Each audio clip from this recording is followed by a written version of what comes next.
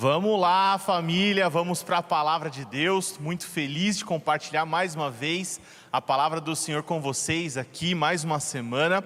Nós estamos continuando a nossa série Origens e hoje nós vamos falar um pouco sobre a história de Isaac. O que a história de Isaac pode nos ajudar a compreender as nossas origens e aquilo que nós somos como igreja, que nós somos para Deus. Vamos só recapitular tudo o que está acontecendo aqui, né? Então, na nossa série Origens, nós falamos sobre a criação, o motivo pelo qual Deus nos criou. Também falamos sobre a queda, quando o homem pecou, o homem se afastou de Deus.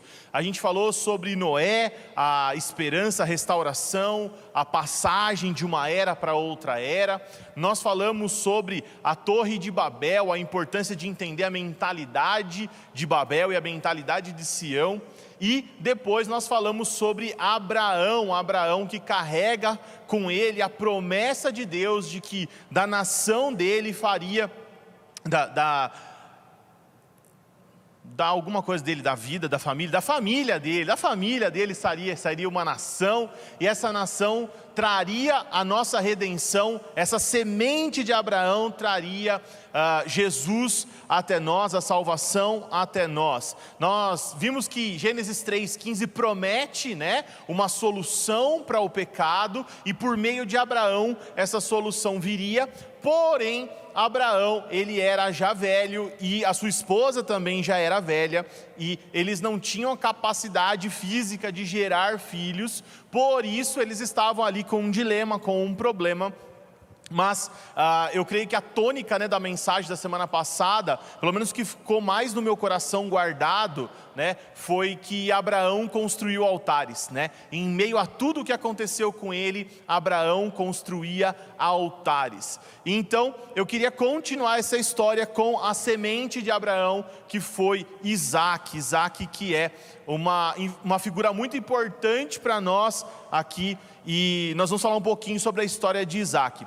Antes de entrar na história propriamente dita, eu queria falar que a história de Isaac, ela traz diversas figuras, né? Como eu comentei, por exemplo, Isaac é uma figura muito boa de Cristo, né? Representa muito Cristo em várias coisas que aconteceram com ele e tudo mais. E essas histórias são recheadas de figuras. E hoje eu vou trazer para vocês aqui algumas figuras que não são tão tradicionais assim, pelo menos eu não tenho visto muita gente falar dessa maneira. Mas eu encontrei 3 figuras na história de Isaac que podem nos ajudar a nos desenvolver enquanto igreja, enquanto corpo de Cristo, entendendo a nossa identidade enquanto igreja, né? Vamos abrir aí em Gênesis capítulo de número 22, verso de número 1 em diante. Vamos falar sobre a cena clássica, né, da vida de Isaac, quando Abraão recebe o chamado de Deus de levar Isaac até o sacrifício. Não sei se você conhece a história, mas como eu estava falando, Abraão, a sua esposa Sara era estéril, não poderia ter filhos. Deus prometeu esse filho, o filho veio, né? Isaac chegou, o filho da promessa, o filho da semente que carregaria aí a nação dentro dele, né? A nação que se tornaria a nação de Israel mais para frente, que traria Jesus até nós. Mas no meio disso tudo, Abraão tem a sua fé provada, e a aprovação, né, a tentação não, mas a aprovação de Abraão foi nesse texto que nós vamos ler, Gênesis capítulo de número 22, e você que está nos assistindo aí, manda o seu foguinho, o seu chu aí para eu interagir com vocês. Nós estamos aqui, infelizmente, com um prédio vazio, mas nós estamos acompanhando aqui todo mundo online, aqui conectado com a gente, uma igreja em muitas casas, né, hashtag uma igreja em muitas casas. Então vamos lá, vamos ler aqui esse versículo esse capítulo tão importante, né, tão decisivo em toda a nossa história. Vamos lá, abre a sua Bíblia em Gênesis capítulo de número 22, verso de número 1, diz assim, ó: depois dessas coisas, Deus pôs Abraão à prova e lhe disse: Abraão. Este lhe respondeu: eis-me aqui. E Deus continuou: pegue o seu filho, seu único filho Isaque. Olha que interessante, né? Deus chama Isaac de único filho de Abraão. Isso é para ficar guardado aí. A quem você ama, e vá à terra de Moriá. Ali ofereça o holocausto sobre os montes que eu lhe mostrar. Na manhã seguinte, Abraão levantou-se de madrugada e, tendo preparado o seu jumento, levou consigo 2 dos seus servos e Isaque seu filho. Rachou lenha para o holocausto e foi para o lugar que Deus havia lhe indicado. No terceiro dia, Abraão ergueu os olhos e viu o lugar de longe. Então disse aos servos: esperem aqui com o jumento, eu e o rapaz iremos até lá, e depois de termos adorado, voltaremos para junto de vocês. Abraão pegou a lenha do holocausto e a colocou sobre Isaque seu filho. Ele, por sua vez, levava nas mãos o fogo e a faca. Assim, os dois caminhavam juntos. Isaque rompeu o silêncio e disse a Abraão seu pai: meu pai. E Abraão respondeu: eis-me aqui, meu filho. Isaque perguntou: eis aqui o fogo e a lenha, mas onde está o cordeiro para o holocausto? E Abraão respondeu: Deus proverá para si o cordeiro para o holocausto, meu filho. E os dois seguiam juntos. Chegaram ao lugar que Deus havia indicado. Ali Abraão edificou um altar. Mais uma vez, como foi a tônica da semana passada, Abraão edificou um altar. E arrumou a lenha sobre ele, amarrou Isaque seu filho e deitou-o no altar, em cima da lenha. Estendendo a mão, pegou a faca para sacrificar o seu filho. Mas do céu o anjo do Senhor chamou: Abraão, Abraão. E ele respondeu: eis-me aqui. Então lhe disse: não estenda a mão sobre o menino e não faça nada a ele, pois agora sei que você teme a Deus, porque não me negou seu filho, seu único filho. Abraão ergueu os olhos e viu atrás de si um carneiro preso pelos chifres entre os arbustos. Abraão pegou o carneiro e ofereceu um holocausto em lugar do seu filho. Abraão deu àquele lugar o nome de Deus, o Senhor proverá. Daí a dizer até o dia de hoje: no monte do Senhor se proverá. Vamos orar. Pai, muito obrigado, Senhor, mais esse dia, obrigado pela tua palavra, obrigado, Senhor, por estarmos reunidos, Senhor, não fisicamente, mas de todo o nosso coração reunidos, como pedras vivas que se encaixam diante da tua presença e desejam a tua habitação entre nós. Pai, essa é a tua palavra, usa-nos, Senhor, e fala conosco mais uma vez, em nome de Jesus, amém. Vamos lá, o que está acontecendo aqui? Abraão tendo a sua fé provada e levou seu filho para ser sacrificado. Gente, o que nós precisamos entender aqui, Isaque não era uma criancinha, não era um bebezinho. Na verdade, Isaque tinha idade para participar dessa cerimônia, provavelmente mais do que 13 anos, e menos do que 37, que foi quando a mãe morreu, que provavelmente a mãe estava viva aqui. Então ele tinha entre 13 e 37 anos, dá para discutir, mas não dá para afirmar qual era a idade dele, mas ele era um homem para poder participar desse ritual, para poder carregar a lenha nas costas, para poder acompanhar o pai naquilo que ele estava fazendo. Então se trata de um homem, ok? Um homem que indaga o seu pai, como diz a Bíblia, rompe o silêncio. Havia um silêncio assim, aquele de velório assim, e aí ele rompe o silêncio e ele fala: pai, eu estou vendo aqui que tem a lenha, que tem aqui o fogo, mas onde está o cordeiro para o sacrifício? Onde está o cordeiro? E Abraão conversou com ele e disse: filho, Deus proverá. E eles continuaram caminhando. E cara, eu quero imaginar com você como é que foi essa conversa. Eu quero imaginar com você os dois subindo a montanha em direção ao sacrifício. Abraão sabia a mensagem que tinha recebido, Abraão sabia o que Deus desejava dele, e Abraão conversando com o seu filho, dizendo algo parecido com o que eu estou inventando agora aqui para vocês. Filho, você é o filho da promessa, você carrega dentro de você a semente que vai trazer a salvação para o mundo. Filho, você é o primeiro de uma grande nação, de uma multidão incontável de pessoas. Filho, você é a promessa de Deus personificada. E deixa eu te falar uma coisa sobre esse Deus, filho.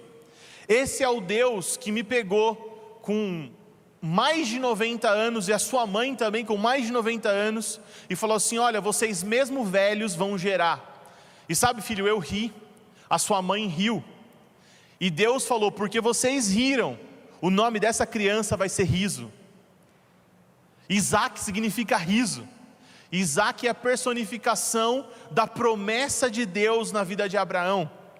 Então, eu imagino Abraão falando: filho, Você é a nossa alegria, você é o presente do Senhor para nós, você é a realização da promessa de Deus na nossa vida. E posso te falar, filho, eu confio muito nesse Deus, eu tenho muita fé nesse Deus, porque Ele já se provou para mim muitas vezes confiável a ponto de eu acreditar que Ele nunca vai falhar. E sabe, filho, Ele me pediu você como sacrifício, então fica tranquilo, deixa eu amarrar você, deixa eu deitar você no lugar do sacrifício, porque mesmo que você morra nesse altar, você vai ressuscitar. Essa é a fé de Abraão. Tiago, da onde você tirou essa história, pelo amor de Deus? Hebreus capítulo de número 11, abre comigo aí. Olha que muito louco, gente, como eu amo a palavra de Deus, cara. Como a gente vê as coisas acontecendo, a gente fica, uau, como que está acontecendo isso aqui? Hebreus capítulo de número 11, verso de número 19, eu gostaria de ler tudo, mas por causa do tempo eu não vou ler o 19,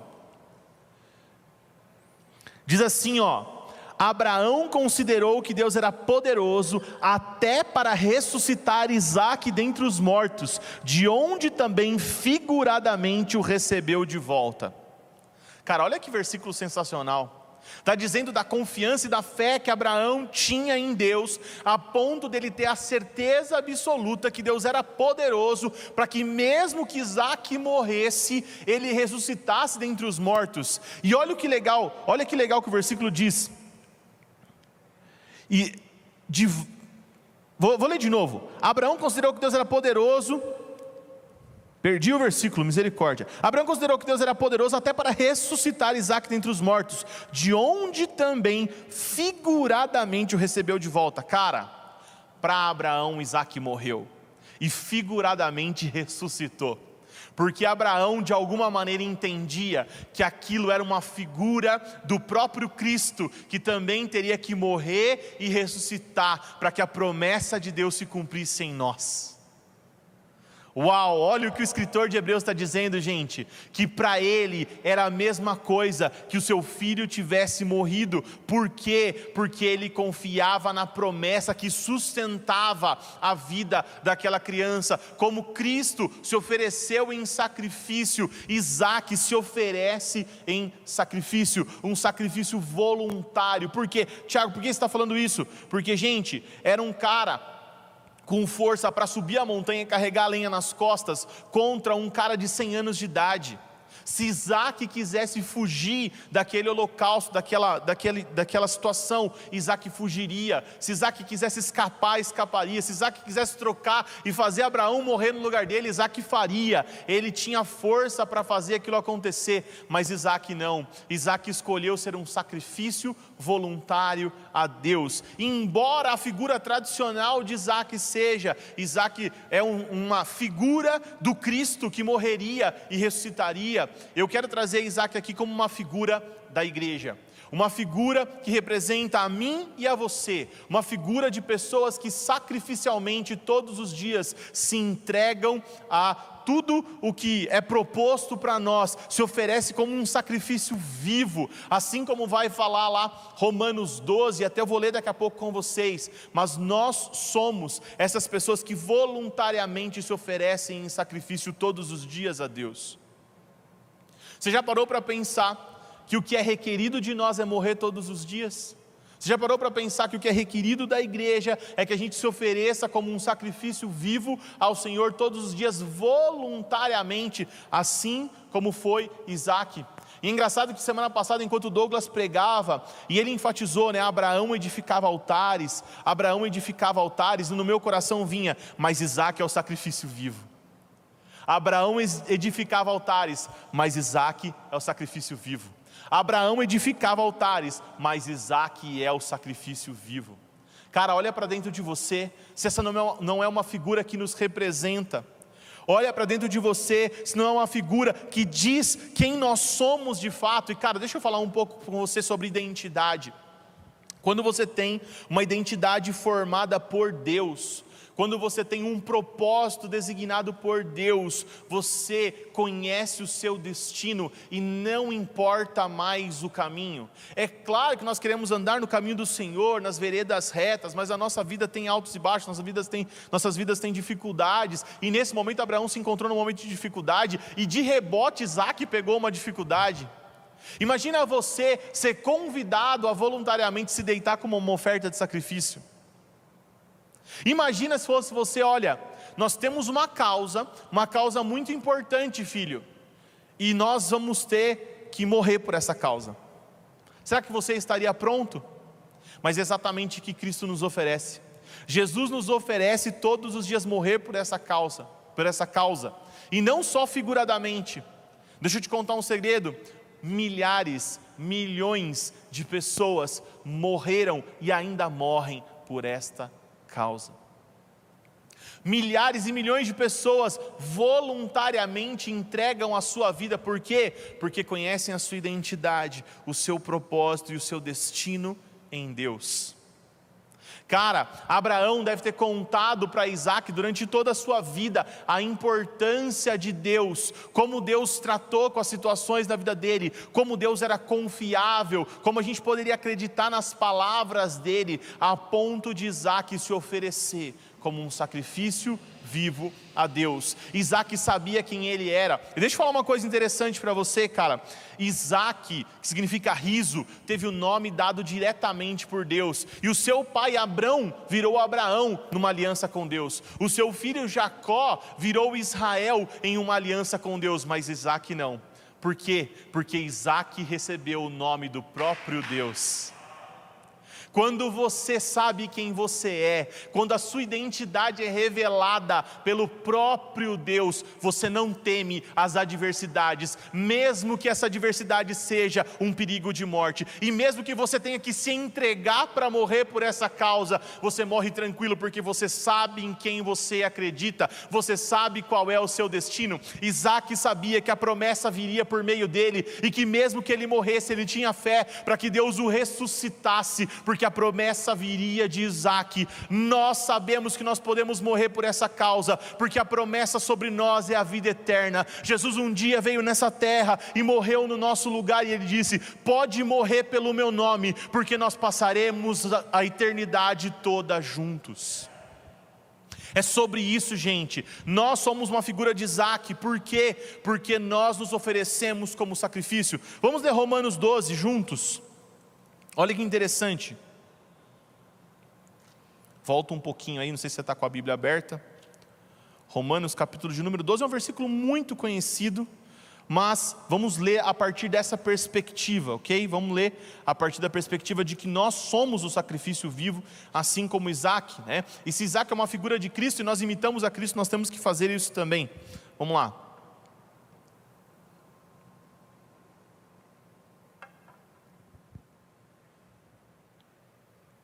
Portanto, irmãos, pelas misericórdias de Deus, peço que ofereçam o seu corpo como um sacrifício vivo, santo e agradável a Deus. Este é o culto racional de vocês. Eu vou ler o 2 também, mas pause. Gente, o que a palavra de Deus está falando aqui? Se ofereçam a Deus como um sacrifício vivo. O que é o sacrifício vivo? É o que vai voluntariamente para o altar. Ele se entrega, a sua vida não pertence mais a si mesmo. Por quê? Porque ele tem algo de valor superior ao qual ele faz parte. Nós não temos a nossa vida como preciosa. Por quê? Porque nós pertencemos a algo muito maior do que a nossa própria vida. Nós estamos aqui para glorificar a Deus com a nossa vida, e se for preciso, glorificar a Deus com a nossa morte. A nossa vida glorifica a Deus, a nossa morte glorifica a Deus, e a morte não é capaz de nos parar. Assim como Abraão tinha fé que Isaque poderia ressuscitar, assim como Isaque tinha fé que ele poderia ressuscitar e que ele deveria ressuscitar porque ele carregava a promessa, nós também carregamos uma promessa dentro de nós. Voluntariamente morremos. Para quê? Para que a glória de Deus prevaleça em tudo, e voluntariamente nos oferecemos porque nós sabemos o que está acontecendo. Olha só o versículo, ele diz assim: se ofereçam como um sacrifício vivo, que nós somos, né? Nós somos um sacrifício vivo, nos entregamos voluntariamente, santo e agradável a Deus. O que é o sacrifício santo e agradável a Deus? É o sacrifício que Deus aceita. Durante todo o Antigo Testamento, a palavra de Deus vai falar sobre o sacrifício santo e sobre o sacrifício agradável. Então nós somos uma oferta, nós somos um sacrifício que Deus aceita. Agora, continua dizendo assim, ó. E não vivam conforme... antes. Este é o culto racional de vocês. Gente, culto é adoração. É o trabalho que nós desempenhamos de maneira que nós adoramos ao Senhor com o que nós fazemos. Agora, o que é o culto racional? É o culto de quem entendeu o que faz. É o culto de quem entendeu por que faz o que faz. É o culto de quem entendeu por que ele é um sacrifício, por que é santo e agradável, por que esse é o culto e por que ele faz o que ele faz. Gente, qual é o sentido de eu ficar falando aqui para uma câmera agora?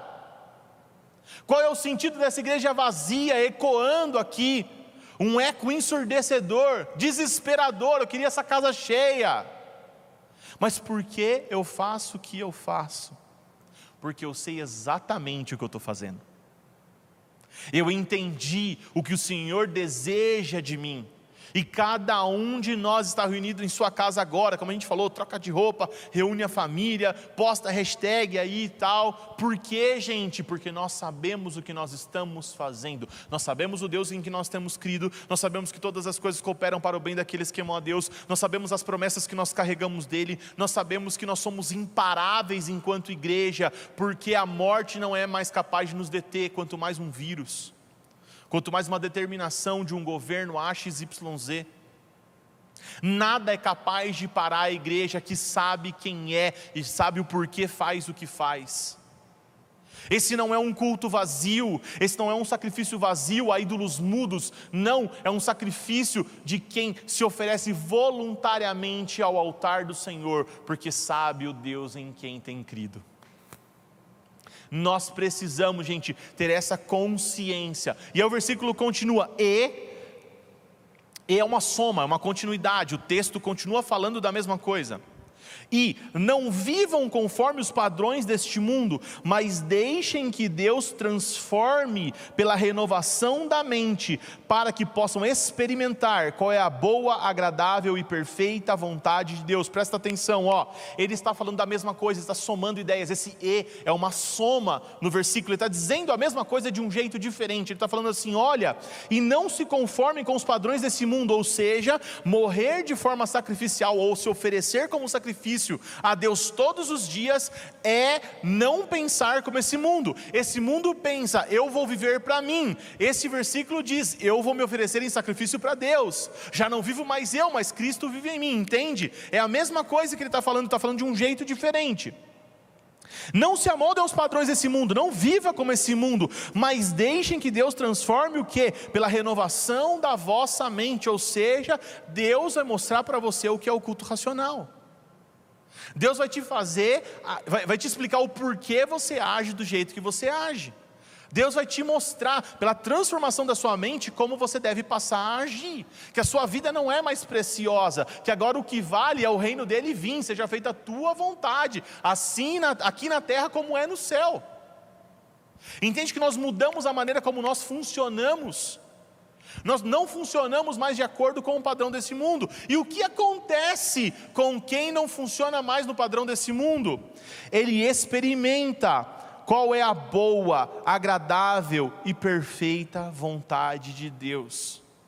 Gente, como Douglas falou aqui no momento que ele pegou o microfone, nós estamos vivendo um momento desconfortável, mas nós somos a intersecção entre os céus e a terra. Nós ligamos realidades espirituais com realidades terrenas, e se o mundo precisa de um apoio, ele tem que olhar para nós e ver o Cristo que habita em nós como a solução dos seus problemas.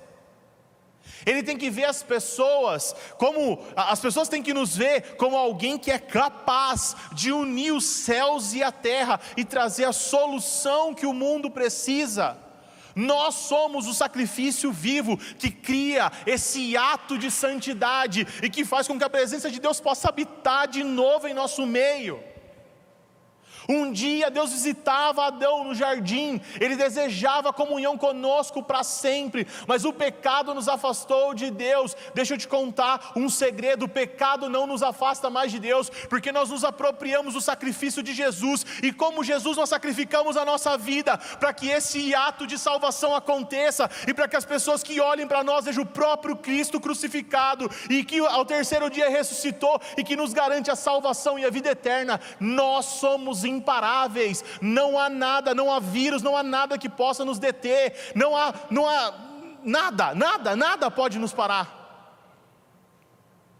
Nós somos a resposta que o mundo está procurando. Por quê? Porque nós unimos céus e terra, porque nós temos a solução para o vírus, para a morte, para a doença, para a depressão, para tudo. A solução se chama Jesus Cristo, morto, crucificado, mas ressurreto ao terceiro dia, que venceu a morte e nos garantiu a vida eterna. Nada pode nos parar. Por que, gente, Isaac é uma figura importante para a igreja? Porque ele tipifica Cristo e tipifica a nós. Nós somos esse sacrifício. Sabe, gente, a gente fala isso de maneira figurada, a gente entende isso de maneira figurada, né? Todos os dias nós morremos para nós mesmos, mas cara, leia lá Mateus 24:14. E esse evangelho do reino será pregado como testemunha a todas as nações. Gente, o que é testemunha? Atos capítulo de número 1, Atos capítulo de número 2, e vocês serão minhas testemunhas em Jerusalém, Judéia e Samaria, até os confins da terra. Gente, o que é testemunha? A palavra testemunha no grego é mártir, aqueles que morrem por esta causa, por uma causa. O convite de Jesus é claro: negue-se a si mesmo, tome a sua cruz e siga-me. Tome sua cruz de verdade mesmo, não é um símbolo.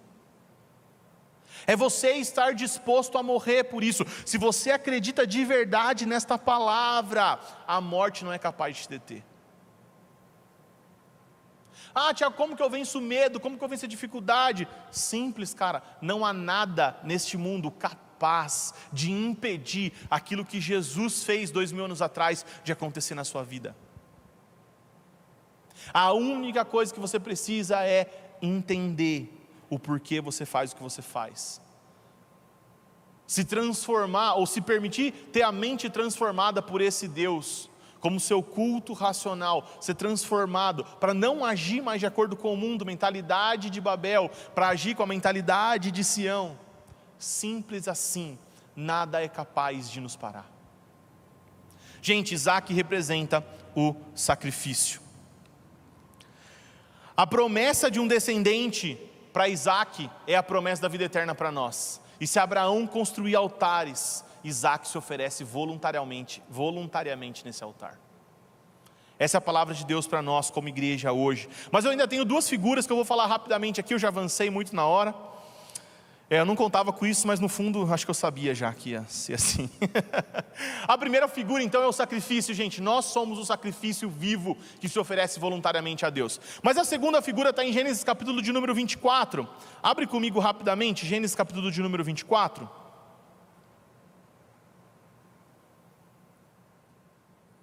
Continuamos a história. Isaac não morreu, Deus proveu o cordeiro. A sua mãe morre e Abraão deseja trazer uma esposa para Isaac, né? Então o que acontece? Gênesis 24 diz assim, Abraão já era velho de idade, bem avançada, e o Senhor o havia abençoado em tudo. Abraão disse ao mais antigo servo da sua casa, que governava tudo o que possuía. Vou parar aqui, era o que eu precisava falar. Abraão disse ao antigo servo da sua casa, que governava tudo o que possuía. Qual que é a segunda figura, gente? É Eliezer. Eliezer era o servo mais experiente aqui de Abraão, e Abraão foi abençoado por Deus em tudo, e Eliezer governava sobre tudo. Gente, olha essa figura que sensacional. É a figura do mordomo que é amigo do noivo. O mordomo que é amigo do noivo. Gente, nós fomos incumbidos por Deus de sermos mordomos, dispenseiros, administradores de tudo que Ele realiza aqui nessa terra. Nós recebemos de Deus a incumbência de cuidar das coisas de Deus nessa terra. Assim como Eliezer tinha o controle sobre as coisas de Abraão e governava sobre todas as coisas de Abraão, nós governamos sobre as coisas de Deus. Agora, mais do que governar sobre as coisas, Abraão pede para Eliezer fazer o seu trabalho mais importante. Qual era esse trabalho? Escolher a esposa para o seu próprio filho. Gente, Eliezer ganha uma incumbência superior àquela que ele já carregava. Imagina você administrar os bens de um dos homens, talvez o homem mais rico que vivia na terra naquele momento. A palavra de Deus diz que Eliezer governava sobre tudo, que o servo tinha o poder, a governança, a administração sobre todas as coisas. Agora eu quero pedir uma licença poética para usar um texto de uma maneira não tão comum, mas eu quero que você abra comigo em Lucas capítulo de número 16. Não é a interpretação tradicional, mas bateu muito forte no meu coração, preciso compartilhar isso com você. Lucas 16, 11. Jesus está contando a parábola do administrador infiel, ok? E diz assim, portanto, se vocês não forem fiéis na aplicação da riqueza injusta, quem lhes confiará a verdadeira riqueza? Agora, Mateus capítulo de número 25, 21, eu não vou nem abrir. É aquele versículo que fala sobre o servo bom e fiel. Foste fiel no pouco, sobre o muito te colocarei. Esses dois versículos estão tratando de riquezas, mas eles estão falando de uma riqueza que vale a pena e de uma maior ou superior. E cara, eu vou usar uma licença poética para falar o que eu pensei aqui. Quando Abraão confia todos os seus bens a Eliezer, é uma riqueza terrena, mas quando ele pede para escolher a mulher com que o filho vai se casar, é uma riqueza superior. A gente é acostumado a ouvir o versículo, ser fiel no pouco, sobre muito te colocarei, tipo assim, você é pobrinho e é dizimista, ofertante, Deus vai te deixar rico, mas cara, deixa eu te oferecer uma riqueza superior. E se esse superior for escolher a noiva de Cristo? E se esse superior for você saber quem faz parte desta família que vai formar a noiva do Senhor? E se esse superior for você ter os recursos para você colocar, ou depositar para conquistar essa noiva? O verso diz, aqui para frente, 45, diz que ele colocou um pendente de ouro nela, pulseiras de ouro, ele presenteou a família dela com um monte de coisa. E se os nossos recursos fossem usados para que a gente traga pessoas para encontrar com o noivo? Será que nós não estamos falando de uma riqueza superior? Será que não é para isso de fato que Deus nos chamou, para administrar as coisas dele? E aí, cara, eu não consigo deixar de imaginar essa sequência. Nós como cristãos, nós precisamos ser completos. Nós precisamos ser como Eliezer, que cuida bem dos bens, que administra bem, que é um mordomo fiel daquilo que Deus tem confiado a nós, que cuida bem dos recursos. Mas também, 24:45, um cara de oração, olha só. Devia ter deixado aberto, né? Gênesis 24:45. Olha o que é um cara de oração, presta atenção, administra bem os bens do Senhor. 45. Antes que acabasse de orar em seu íntimo, eis que veio Rebeca. Ah, meu Deus! Antes que acabasse de orar, ele era um bom administrador, mas ele orava ao Senhor, ele buscava ao Senhor, e o Senhor trazia a resposta da sua oração. Que mais que ele fazia, gente? Ele evangelizava, ele conquistou Rebeca para o seu Senhor, ele falou tanto desse noivo maravilhoso, ele falou com tanto gosto desse noivo, desse Senhor, em que ele amava, que a menina se apaixonou, só pelo que o servo contou. Deixa eu te fazer uma pergunta, você tem falado do Senhor para as pessoas de maneira apaixonada, a ponto delas quererem se casar com Jesus? Você já parou para pensar nisso, cara? Então vamos lá, cuida dos bens, ora, evangeliza. E que mais que ele faz, gente? Ele prepara a noiva. Ele vem durante o caminho contando sobre o noivo. E quando ela chega, ela avista ele de longe. E ela já tem o costume, já entende que ela precisa se preparar. Ela se cobre para esse encontro. Ela é ensinada por ele o costume. Ela é ensinada por ele o que ela deve fazer. Esse cara, além de administrador fiel, de um mordomo fiel, de um dispenseiro das coisas do seu Senhor, é um cara que prepara a sua noiva. Gente, essa é a nossa figura, nós somos esse cara. Nós precisamos administrar bem os bens do Senhor, aquilo que tem confiado às nossas mãos, para que Ele possa confiar algo de valor superior à sua noiva, cara. A pergunta é, se você não consegue administrar esse recurso, que a palavra de Deus diz que é coisa mundana, você acha que Ele vai permitir que você administre o resto das coisas, o que é mais importante para Ele? O que é mais importante? Administrar as riquezas ou a noiva de Cristo?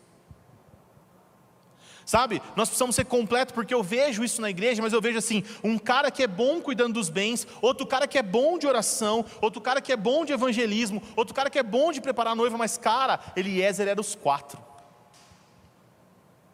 Olha para dentro de você agora e vê o que está faltando, cara, e pede para Deus. Pede para Deus para você ser um melhor administrador, para você cuidar bem das coisas dele, para você multiplicar as coisas que o Senhor tem colocado na sua mão, para que você receba de fato aquilo que Jesus falou: servo bom e fiel, fosse fiel no pouco, sobre muito eu vou te colocar. Mas também seja um cara de oração, assim como Eliezer, que antes de terminar a oração, imagina ele de olho fechado orando, e quando ele abre o olho, ele vê a menina de frente, a menina mais linda do Oriente Médio, na frente dele, prontinha para casar com seu Senhor, prontinho para ele cumprir a missão. Um cara que evangeliza, que fala com tanto amor, com tanta paixão sobre aquilo que ele acredita, que convence a menina com uma troca de conversa, com uma troca de palavras. E um cara que sabe preparar a noiva para o seu Senhor. Essa é uma das nossas figuras. Meu tempo está acabando, mas eu vou falar a última figura. A última figura é a noiva, gente. A noiva, que é Rebeca. Rebeca, ela tem 3 características muito importantes de noiva que eu quero compartilhar com vocês de forma bem rápida. Primeiro, a Rebeca tinha a cultura do servir. Por que Abraão manda buscar lá na parentela dele uma noiva para Isaac? Se você ler a história, você vai ver que eles tinham uma relação de parentesco ali.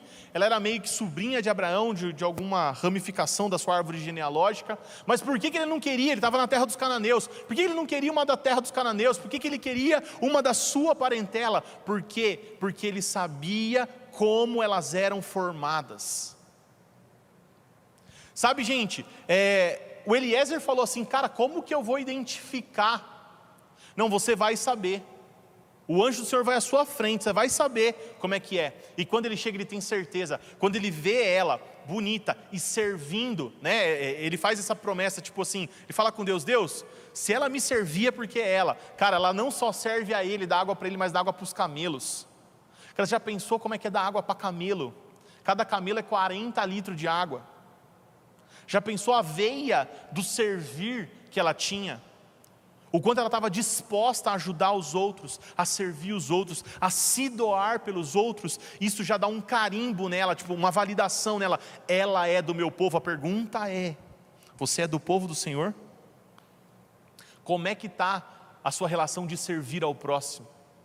Você é facilmente identificado como alguém que serve ao Senhor? Você é da parentela? Você bateu o olho em você, a maneira como você serve, a maneira como você se doa, dá para identificar que você é um filho de Deus?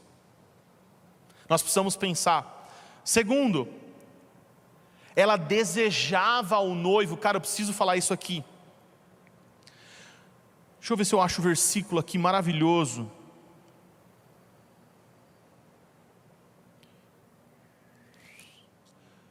Eu quero achar o versículo, mas está no capítulo de número 24. Ah, está aqui, ó, achei.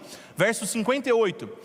Eles estavam indecisos porque o Eliezer queria levar ela embora, e os irmãos, né, o pai e o irmão, queria que ela ficasse mais uma semana, alguns dias, para se despedir dela. Aí ele falou assim: ó, chama ela, vamos ver o que ela fala. E olha o que ela fala. 24, 58. Chamaram, pois, Rebeca e lhe perguntaram: você quer ir com esse homem? E ela respondeu: sim, quero. Então deixaram que Rebeca, a irmã deles, partisse junto com a sua ama e com o servo de Abraão e os homens que estavam com ele. Cara, ela falou assim: eu não quero esperar mais 7 dias, mais 10 dias, mais 20 dias. Eu quero me encontrar com o meu noivo. Ela desejava esse encontro. Gente, sabe o que eu mais vejo? Eu vejo gente falando assim: Senhor, espera aí, não volta não para eu casar. Senhor, não volta não porque eu quero que a minha empresa prospere. Senhor, não volta não porque eu quero conhecer tal país antes do Senhor voltar. Cara, Rebeca não. Rebeca desejava se encontrar com o seu noivo.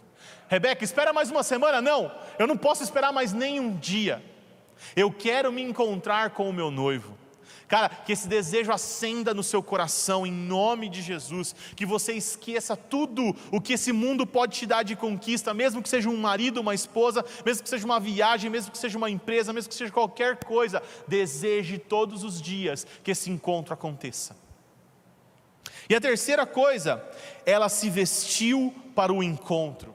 Quando ela está avistando ele de longe, como eu já falei aqui, ela se veste de maneira apropriada para encontrar com o seu noivo.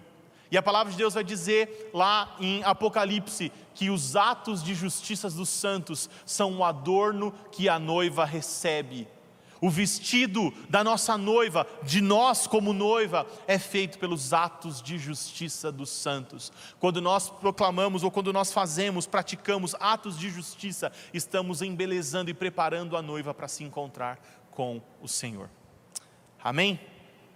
Gente, são as 3 figuras que nós precisamos entender da história de Isaac. Nós precisamos entender que nós somos um sacrifício vivo, que tem uma promessa sobre nós, que nós somos imparáveis. Nós temos que entender que nós somos o mordomo fiel, mas o amigo do noivo, que fala apaixonadamente sobre esse noivo. Nós temos que entender que nós somos a noiva, que não espera mais nenhum segundo e que se veste apropriadamente para se encontrar com o seu Senhor.